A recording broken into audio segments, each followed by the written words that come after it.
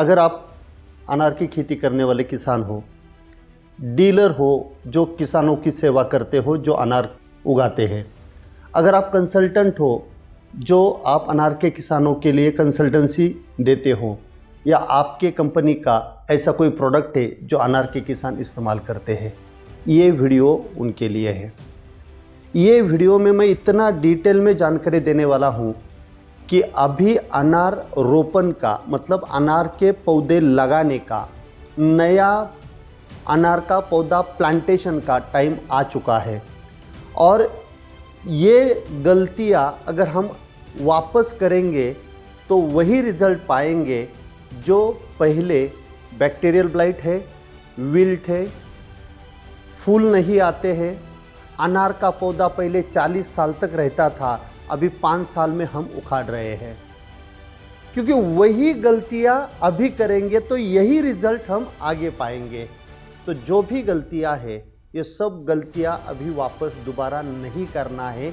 इसीलिए ये वीडियो के माध्यम से मैं पूरी की पूरी जानकारी आपको देने वाला हूँ।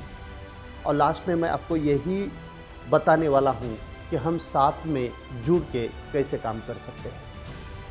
तो दोस्तों, बहुत बड़े एक महान व्यक्ति ने कहा था कि अगर आपको अच्छे रिजल्ट पाना है तो आपको आज तक जो काम आप करते आए हैं वो काम आपको छोड़ के अच्छा कुछ तो भी करना पड़ेगा। अगर ऐसा ही काम आप आगे करेंगे तो वैसे ही रिजल्ट पाओगे जैसे पीछे आ रहे थे। तो बदलना तो पड़ेगा। और ये बदलना क्या है? तो ये है technically precision pomegranate farming technology समझना पड़ेगा। मतलब क्या है? टेक्निकली प्रिसीजन मतलब अचूक, जिसमें गलतियां नहीं करना है। क्योंकि टेक्नोलॉजी के नाम पे हमने बहुत सारी ऐसी गलतियां कर दिया है कि अनार का पौधा 40 साल जिंदा रहता था अपने खेत में, और अभी वो 5 साल भी रहने के लिए राजी नहीं है। 5 साल में ही हम गार्डन निकाल रहे हैं। हम बहुत ही नज़दीक सोच के अनार के पौधों को जल्दी निकाल रहे हैं। तो ये किसानों के लिए अच्छा नहीं है। क्यों? ये ड्राईलैंड हॉर्टिकल्चर क्रॉप है। ये जहाँ पे कम बारिश होती है उस एरिया में आने वाला क्रॉप है। ये ऐसे जगह पे आता है जहाँ पे वर्षा बारिश कम होती है, वहाँ पे आने वाला क्रॉप है। जहाँ पे पानी का स्रोत बहुत कम होता है, वहाँ पे आने वाला क्रॉप है। और ये ऐसा क्रॉप है जो सबसे ज़्यादा आज प्रॉफिट देता है किसानों के लिए। बाकी कोई भी फसल इतनी प्रॉफिट नहीं देता, उतना प्रॉफिट आपको अनार देता है। इसीलिए भारतवर्ष के पूरे ड्राईलैंड बेल्ट के सभी किसानों के लिए ये वरदान है अनार की खेती करना। लेकिन आज हम अनार की खेती कैसे करते हैं? कोई तो भी हमें बोलता है कि अनार ऐसे लगाना चाहिए, अनार का पौधा यहाँ पे सस्ता मिल रहा है, अनार का ये जो वैरायटी नया आया है ये वैरायटी कम दिनों में निकलता है, ये वैरायटी का बड़ा साइज होता है। और कुछ तो भी ऐसे गलत मैसेज हमारे तरफ आते हैं और हम ऐसे ही सोच में जाते हैं कि चलो यहीं पे मेरा ज़्यादा फायदा होगा, और भरोसा रख के वो टेक्नोलॉजी, वो प्लांटिंग मटेरियल, वो गलत प्लांटेशन का मेथड, वो गलत पानी देने का मेथड, ये सब कुछ हम करते हैं और आगे जाके फंसते हैं। क्योंकि अपना फसल 5 साल के बाद हमारे खेत में नहीं रहता, और फिर वो निराशा आ जाती है कि यार मैंने अगर पहले से ही अच्छा सोच के, अच्छा ज्ञान लेके अनार की खेती करता था तो मेरा आज पौधा 40 किलो 50 किलो अनार के फल देता था, जो कि आज के रेट है 100 रुपये, 125 रुपये, 150 रुपये, और कुछ किसानों को तो 200 रुपये तक रेट मिल गए। और अगर 30 40 50 किलो अगर आपका अनार का पौधा अगर फल देगा तो देखिए कितना प्रॉफिट वहाँ से हमें आने वाला है। और एक गलत मैसेज हमारे तरफ आ रहा है, या हमारी सोच वैसी बन रही है कि अनार में जितने ज़्यादा पैसे मिलते हैं उतना ज़्यादा खर्चा करना पड़ता है। बहुत महंगे महंगे फर्टिलाइज़र, बहुत महंगे महंगे पेस्टिसाइड्स, बहुत महंगे महंगे पीजीआर, इस प्रकार का हमें इनपुट इस्तेमाल करना पड़ता है। और यहाँ तक जो भी लेबर हमारे खेत में आती है वो भी बोलती है आपको इतना प्रॉफिट होता है, कटिंग के लिए 30 रुपये पौधा दीजिए, 40 रुपये पौधा दीजिए। मैंने तो अभी इस साल ही एक किसान से सुना था 85 रुपीज़ प्रति पौधा उन्होंने कटिंग के लिए सिर्फ दिया था। तो ये सब जो ज़्यादा खर्चा हो रहा है वो भी कम करना पड़ेगा, और ये कम तभी होगा जब हम अनार के फसल को अच्छी तरह से जान लेंगे, उसके बारे में पूरा जानकारी लेंगे, पूरी इन्फॉर्मेशन हमारे पास रहेगी, और फिर हम डिसीजन लेंगे कि हमें ऐसी नहीं ऐसे अनार की खेती करनी है।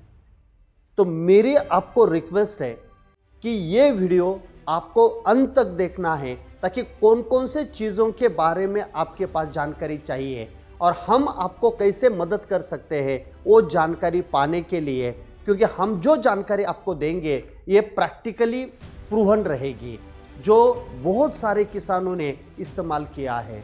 और आपको पता ही है मेरा नाम बीटी गोरे है।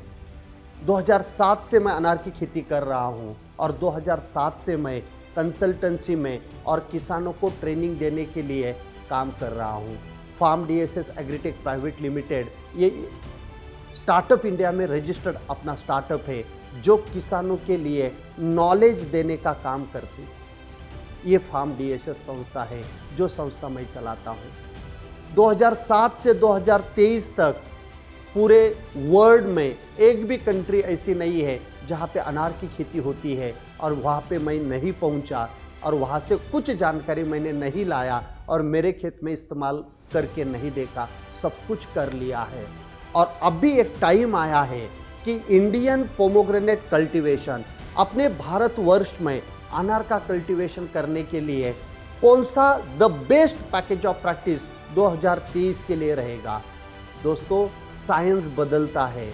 2021 में 2022 में जो टेक्नोलॉजी हम इस्तेमाल कर रहे थे, शायद ही साइंस से ये पता चला 2023 में हमें बदलना पड़ेगा, 2024 में हमें बदलना पड़ेगा, 2025 में हमें बदलना पड़ेगा, क्योंकि पानी बदल रहा है, मिट्टी बदल रही है, क्लाइमेटिक कंडीशन बदल रही है, लेबर की काम करने की क्षमता बदल रही है, उनका एटीट्यूड बदल रहा है। तो दोस्तों, टेक्नोलॉजी भी बदलनी चाहिए, ये बारे में मैं हमेशा सोचता रहता हूँ। और 2023 का अनार का प्लांटेशन कैसे करना चाहिए, द बेस्ट आज तक का टेक्नोलॉजी, द बेस्ट मेथड अनार का प्लांटेशन का कौन सा है, इसके बारे में ये वीडियो में मैं अभी जानकारी देने वाला हूँ। ये जो वीडियो है, ये वीडियो 3 भागों में मैं आपको बताने वाला हूँ। पहला जो भाग है ये है अनार के पौधे लगाने से पहले आपको क्या क्या काम करना है, जिसे मैं बोलता हूँ प्री प्लांटेशन एक्टिविटी। इसमें आएगा इंट्रोडक्शन। इंट्रोडक्शन में क्या होगा, आपको अनार की खेती क्यों करना है। अगर आपको अनार का किसान बनना है, सक्सेसफुल अनार का ग्रोअर बनना है, तो आपके पास कौन कौन सी चीज़ों का होना बहुत इंपॉर्टेंट है। जैसे कि विल पावर होता है। अगर आप अनार की खेती करना चाहते हो तो क्या लोकेशन आपका परफेक्ट है। आज तक हमें सिर्फ बताया गया मिट्टी की जांच कर लो, पीएच इतना चाहिए, ईसी इतना चाहिए। ये नहीं, लोकेशन आपका खेत कहाँ पे है, कौन से डिस्ट्रिक्ट में, कौन से तहसील में, कौन से गांव में, कौन से खेत में, और उसी खेत में नदी के बाजू में है, नाले के बाजू में है, या ऊपर है जहाँ पे ड्रेनेज अच्छा है। ये सब चीज़ें जिस मिट्टी का chemical, biological and physical properties क्या होती है, ये सब कुछ हम देखेंगे। उसके बाद सबसे इंपॉर्टेंट चीज़ आती है कि अगर मुझे लोकेशन फाइनल करना है तो क्या वहीं पे रोड है, क्या वहीं पे इलेक्ट्रिसिटी है। ये सब चीज़ें जो है, ये सब चीज़ें हम देखना चाहिए। उसके बाद आता है कि अनार का प्लांटेशन मुझे करना है, क्या उसका स्पेसिंग कितना होना चाहिए, प्लांट टू प्लांट और रो टू रो, और डायरेक्शन कौन सी होना चाहिए, नॉर्थ साउथ अच्छा रहेगा या ईस्ट वेस्ट अच्छा रहेगा, ये भी हमें सोचना पड़ेगा। क्योंकि अगर आप नॉर्थ साउथ लगाएंगे तो ज़्यादा पैदावार होगी, डिजीज़ कम आएगा, ज़्यादा से ज़्यादा सनलाइट आप हार्वेस्ट कर पाओगे, ये सब चीज़ें वहाँ पे होगा।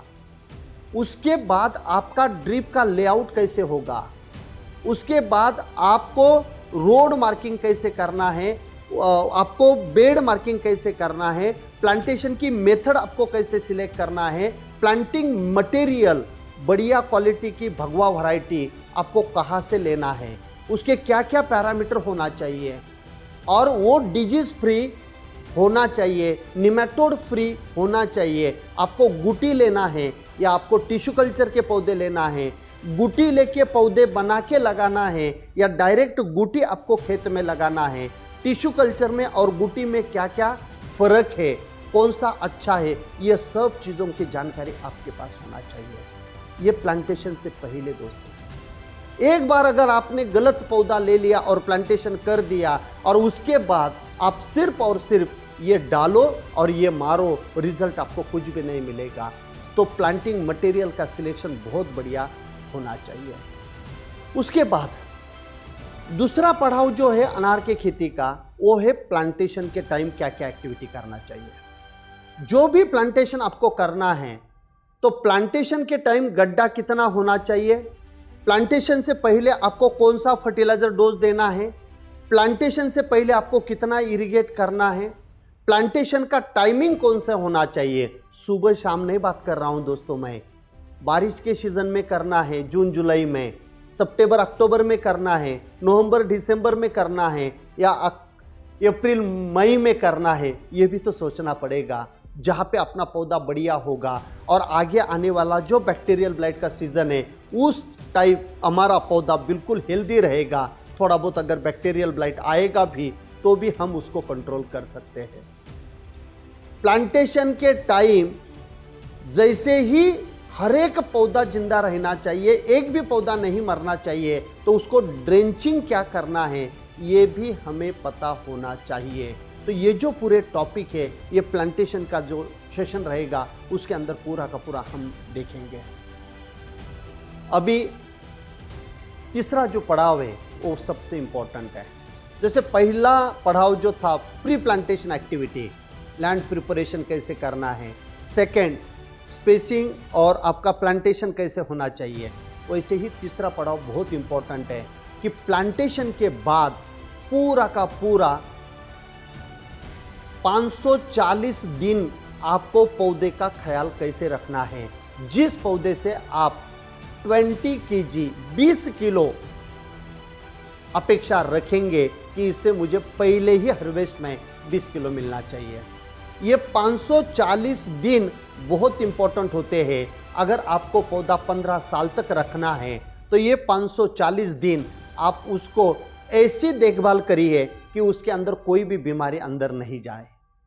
तो प्लांटेशन होने के बाद 540 दिन तक आपका इरिगेशन कैसे होना चाहिए, लैटरल का प्लेसमेंट आपको कैसे बदलना है, आपको फर्टिलाइजर एप्लीकेशन बेसल डोज में और वाटर सोल्यूबल में कौन कौन सा देना है, जो कि आपके पौधे का ग्रोथ हो रहा है तो आप कैनोपी उसकी कैसे मैनेज कर रहे हो। मैंने बहुत सारे किसान देखे हैं 6-6 महीने में एक बार जाके कैंची लेके उसकी ट्रेनिंग करते हैं और इतना मटेरियल वाटर शूट के माध्यम से वहां से निकालते हैं कि पौधे के ऊपर कुछ भी नहीं रहता। तो जो भी कैनोपी मैनेजमेंट में टॉपिंग है, वाटर शूट मैनेजमेंट है या डेवलपमेंट ट्रेनिंग है, इसके बारे में डिटेल जानकारी आपके पास होना चाहिए। उसके बाद उसके ऊपर डिजीज आएगा, पत्तों के ऊपर आएगा, ब्रांचेस के ऊपर आएगा, रूट्स के ऊपर आएगा, स्टेम के ऊपर आएगा, उसको भी आपको कंट्रोल करना पड़ेगा। इंसेक्ट आएगा, थ्रिप्स आएगा, एफिड्स आएगा, इल्ली लट जिसे बोलते हैं वो आएगी, पत्ते खाएगी, उसको भी कंट्रोल करना पड़ेगा। तब जाके आपका पौधा बिल्कुल बढ़िया ग्रोथ कर पाएगा। निमेटोड तो मिट्टी में आएगा, पहले 2 साल तो हम निमेटोड देखते भी नहीं है, लेकिन जब निमेटोड इतना बढ़ता है कि हर एक जड़ों के ऊपर गांठ दिखती है, तब जाके हम बोलते हैं मेरे खेत में निमेटोड आ गया, मुझे निमेटोड कंट्रोल करना है। वो स्टेज हाथ से निकल जाती है। फिर हम ये केमिकल डालो, वो केमिकल डालो और मिट्टी खराब कर देते हैं। तो ये पहले दिन से अगर आपको पता होगा निमेटोड मैनेजमेंट कैसे करना है तो पौधा मरेगा भी नहीं और न्यूट्रिशन मैनेजमेंट उसका परफेक्ट होगा।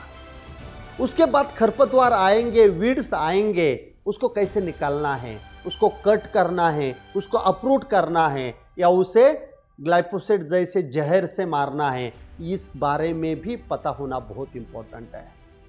स्टेकिंग कैसे करना है, पौधों को सपोर्ट सिस्टम कैसी होनी चाहिए, क्योंकि 20 किलो बाद में 30 किलो बाद में 40 किलो इतना फल उसके ऊपर रखने के लिए धीरे धीरे पौधा बड़ा होगा। तो उसको अगर सपोर्ट की जरूरत है तो सपोर्ट सिस्टम आपका कैसे होना चाहिए, वो बाम्बू का होना चाहिए या वो लोहे के एंगल का होना चाहिए, ये सब चीजें आपको पता होना चाहिए।